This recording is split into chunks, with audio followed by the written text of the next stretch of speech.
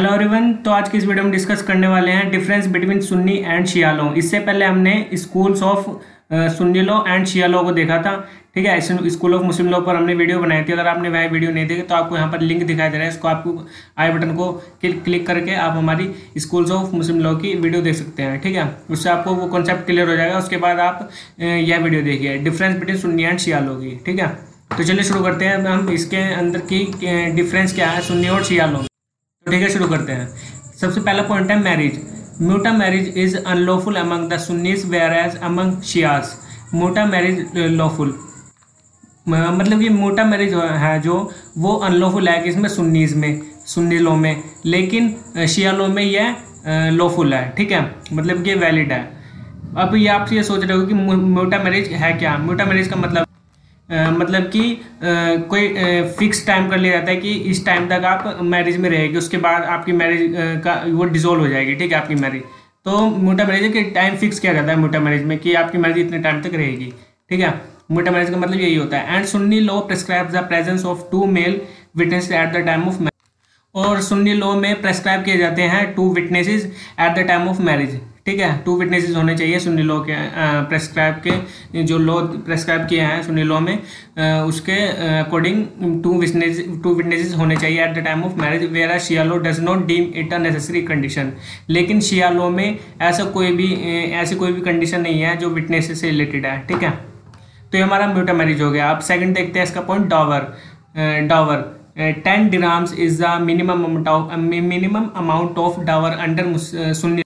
मतलब कि सुन्नी लॉ में मिनिमम अमाउंट होना चाहिए 10 dirhams जो डावर होता है। ठीक है, उसका मिनिमम अमाउंट होना चाहिए 10 dirhams। dirhams का मतलब कि ये एक अरब्स में ये एक अरब वर्ड में है dirhams का मतलब। ठीक है, इसको आप गूगल से सर्च कर सकते हैं। वैसे 1 dirham में 20 रुपीज़ होते हैं। ठीक है, ये आपको याद रखना है।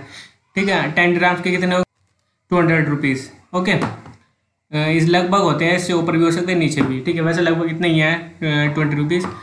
Whereas under Shia law there is no minimum limit fixed. जबकि शिया लॉ में कोई भी लिमिट मतलब कि मिनिमम लिमिट कोई भी फिक्स नहीं की जाती है सुन्नी लॉ में। ठीक है, नहीं शिया लॉ में। ठीक है, शिया लॉ में कोई भी मिनिमम मतलब कि अमाउंट कोई फिक्स नहीं किया जाता डावर से रिलेटेड।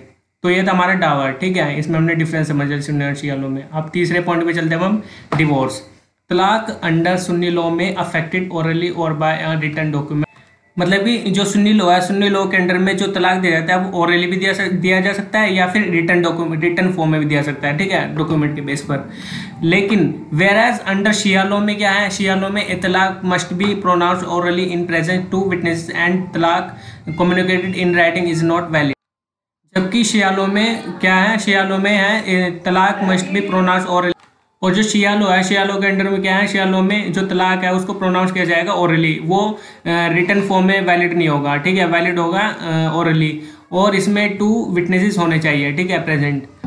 ओके, तो ये हमारा डिवोर्स हो गया। और उसके अंदर ये है एक और पॉइंट है, एंड तलाक उल बिद्दत is recognised in Sunni law. जो तलाक उल बिद्दत है वो सुन्नी लॉ में रिकॉग्नाइज्ड है, एंड वेयर एज तलाक उल बिद्दत is not recognised under Shia law. Shia law में रिकॉग्नाइज नहीं है।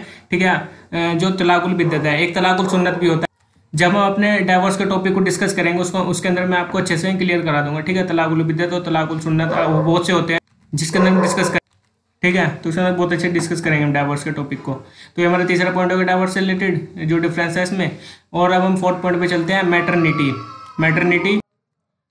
Maternity under Sunni law is fixed in the woman who gave birth to the child whether from adulterous intercourse of or of a valid contract of marriage। मतलब कि maternity में कहा है जो under Shia law में fix है women के maternity. ठीक है, उसके अंदर फिक्स है। क्यों, who gave birth to the child whether from adult, मतलब कि अगर कोई भी एडल्ट्री क्रिएट करती है उस एडल्ट्री क्रिएट इंटरकोर्स से, तो अगर कोई भी चाइल्ड बॉर्न होता है, ठीक है, या फिर वैलिड कॉन्ट्रैक्ट ऑफ मैरिज से कोई भी चिल्ड्रन बॉर्न होता है तो वो फिक्स रहेगी। ठीक है, मैटरनिटी वुमेन की। ठीक है, whereas under Shia law distinguish between child of fornication and child was mother was validly married before conception. लेकिन जो अंडर द शिया लॉ है उसमें डिस्टिंग्विश रहेगी child of fornication and child of was mother was validly married before conception. मतलब कि इसके अंदर अगर सेक्सुअल इंटरकोर्स करते हैं किसी और से और उससे बॉर्न होता है चाइल्ड, तो फिर वो मतलब कि उसमें वैलिड नहीं होगी, ठीक है, अंडर द शिया लॉ। तो ये था हमारा मैटरनिटी का पॉइंट। अब हम 5वें पॉइंट में चलते हैं, guardianship. The mother under Sunni law is entitled to the custody of boy till the age of 7 years and girl until puberty age. मतलब कि जो सुन्नी लॉ है, सुन्नी लॉ के अंडर में जो कस्टडी है बॉय की वो मदर के पास रहेगी कब तक, 7 years तक।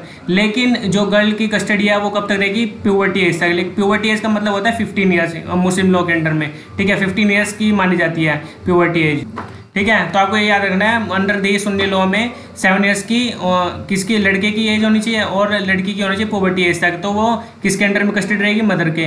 Where as the mother is entitled to the custody of until the attains the age of 2 years and the girl until the attains the age of 7 years। मतलब ये अंडर दी जो शिया law है, Shia law में कहा गया है कि जो मदर की कस्टडी है वो कब तक रहेगी बॉय की, वो 2 साल तक रहेगी। 2 साल के अगर एज है लड़के की तो वो 2 साल के बच्चे को मतलब कि कस्टडी रख सकते 2 साल तक के बच्चे को। और जो लड़की है, लड़की की एज होनी चाहिए 7 years की एज, ठीक है। तो मतलब कि उसके नीचे की एज तक वो अपनी कस्टडी, मतलब कि लड़की की कस्टडी ले सकती है अपने अंडर में मदर, ठीक है। तो ये था इन दोनों में डिफरेंस, क्लियर। तो हम चलते हैं अपने 6 पॉइंट पे, maintenance. Under Sunni law the liability to maintain the father rests on his children, the son are liable even if the father is earning. मतलब ये अंडर दी सुन्नी लॉ में कहा गया है कि जो कि फादर की मतलब कि जो भी मेंटेनेंस होगा वो चिल्ड्रन करेगा, ठीक है, मेंटेन करेगा अपने फादर को। The son are liable even if the father is, मतलब कि सन लायबल रहेगा अपने फादर को मेंटेन करने के लिए अगर फादर अर्निंग भी कर रहे हो तो, ठीक है। लेकिन अंडर शिया लॉ में कहा गया है कि it is not obligated to maintain if the father is in position to earn. देखिए अंडर शिया लॉ में कहा गया है कि अगर फादर मतलब कि अर्न कर रहा है तो उसको मतलब कि मेंटेन करने की जरूरत नहीं है by the son of the, मतलब कि बाय दी सन, ठीक है।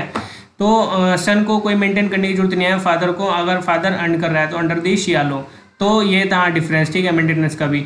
तो हम चलते 7 पॉइंट पे, गिफ्ट का मतलब हिबा, ठीक है, हिबा कहते हैं इसको अंडर मुस्लिम लॉ में। Under Sunni law, gift of undivided share in a property which is capable of division is irregular, whereas under Shia law is valid though is be a share in property capable of partition.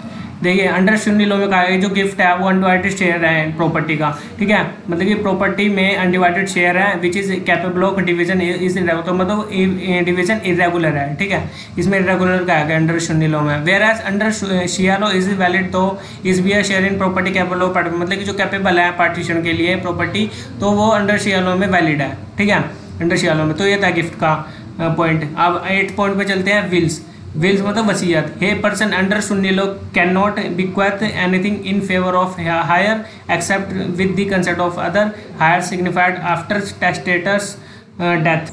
देखिए Sunni law में कहा गया है कि जो person है वो मतलब कि वसीयत कर सकता है इन फेवर ऑफ हायर, ठीक है, except with the consent of other heirs signified testated death, ठीक है, इसमें एक आएगा अंडर सुन्नी लॉ में। और जबकि under Shia law no consent is necessary if the bequest does not exceed 1/3 share, मतलब कि अगर अंडर शिया लॉ में 1/3 शेयर से नहीं एक्सीड हो रहा है तो उसमें कंसेंट लेने की किसी से जरूरत नहीं है, ठीक है। तो उसमें कहा गया है अंडर शिया लॉ में, ठीक है, यहाँ पर टी आ रहा है, इसको ऐसे लगा देना है यहाँ पे, क्लियर।